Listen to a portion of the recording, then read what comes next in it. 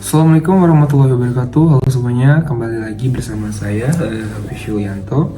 Jadi pada kesempatan kali ini kita akan membahas algoritma branch and bone, yaitu sebuah teknik yang kuat untuk menyelesaikan masalah optimasi, termasuk masalah yang sangat kompleks.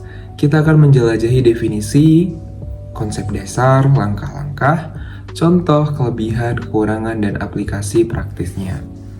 Jadi langsung saja masuk ke pembahasan awal. Definisi dan konsep dasar. Algoritma branch and bone adalah pendekatan sistematis untuk menemukan solusi optimal untuk masalah optimasi. Ini melibatkan membangun pohon pencarian, membagi masalah menjadi sub-masalah, dan kemudian memperkirakan batas atas dan bawah untuk solusi optimal dalam setiap sub masalah. Konsep utama branching. Jadi branching itu tuh membagi masalah menjadi sub masalah yang lebih kecil. Nah, kalau untuk bonding itu dia memperkirakan batas atas dan bawah untuk solusi optimal dalam setiap sub masalah. Lalu ada pemangkasan, yaitu dia menghilangkan cabang-cabang pohon pencarian yang tidak mungkin mengandung solusi optimal karena tidak berguna.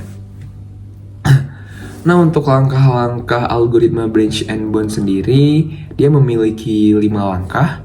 Yang pertama itu inisialisasi, lalu yang kedua itu branching, yang ketiga bonding, keempat pemangkasan, lalu yang kelima atau yang terakhir itu ulangi. Langsung saja ke yang pertama. Jadi yang pertama ini kan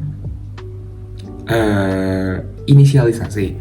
Nah, inisialisasi ini adalah memulai dengan masalah awal dan kita tuh menentukan batas atas dan bawah untuk solusi optimal nantinya. Lalu langkah yang kedua ini ada branching. Jadi dia tuh membagi masalah menjadi sub-sub masalah yang lebih kecil. Nah, setiap sub masalahnya ini mewakili cabang di pohon pencarian. Lalu langkah yang ketiga ada bonding. Jadi pada langkah ini akan menghitung batas atas dan bawah untuk solusi optimal di dalam setiap sub masalah. Batas atas itu menunjukkan nilai maksimum yang mungkin, sementara batas bawah ini menunjukkan nilai minimum yang mungkin gitu. Lalu pada langkah keempat, pemangkasan. Jadi kita itu menyingkirkan cabang-cabang pohon pencarian yang tidak mungkin mengandung solusi optimal. Ini dapat dilakukan dengan membandingkan batas atas dan bawah dari setiap submasalahnya.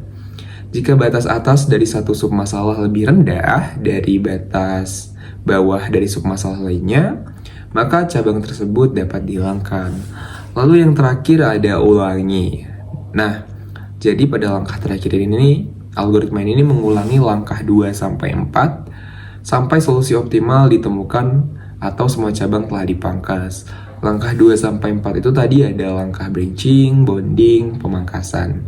Jadi itu akan terus mengulang sampai ditemukannya semua cabang dan telah dipangkas gitu.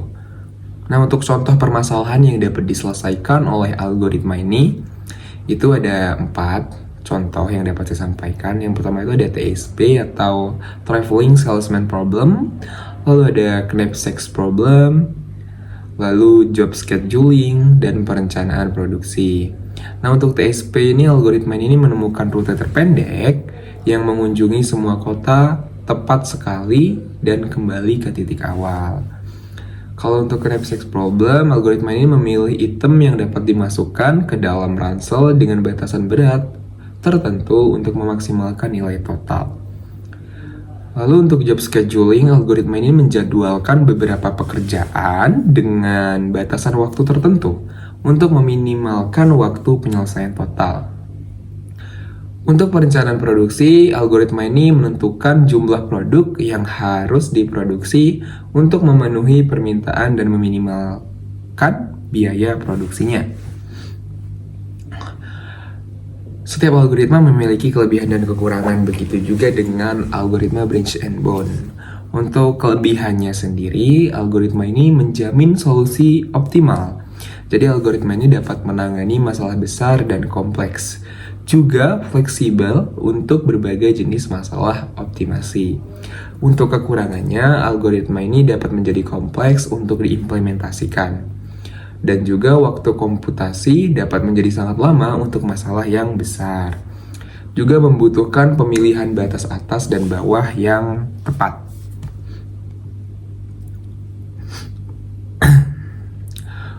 Untuk implementasi algoritma branch and bond dapat dilihat pada layar, pada video. Ini ada contoh skripnya. Jadi ini adalah contoh yang dapat digunakan dalam algoritma ini. Gitu. Bisa dilihat pada berapa langkah nih? 1, 2, 3, 4, 5, 6, 7, 8, 9. Ada 9 langkah. Yang pertama itu inisialisasi. Lalu yang kedua ini ada buat queue untuk menyimpan submasalah. Lalu dia akan melooping sampai queue-nya kosong. Lalu setelah itu akan mengambil submasalah dari queue. Setelah itu akan menghitung batas atas dan batas bawahnya, lalu dipangkas. Setelah itu pembaruan solusi terbaik, lalu di branching, lalu kembali kan solusi terbaiknya, outputnya begitu. Nah, untuk kompleksitas algoritma branch and bond ini ada 3. Yang pertama ini worst case. Jadi dalam skenario terburuk, algoritma ini dapat mengeksplorasi semua kemungkinan solusi. Lalu ada faktor pengaruh.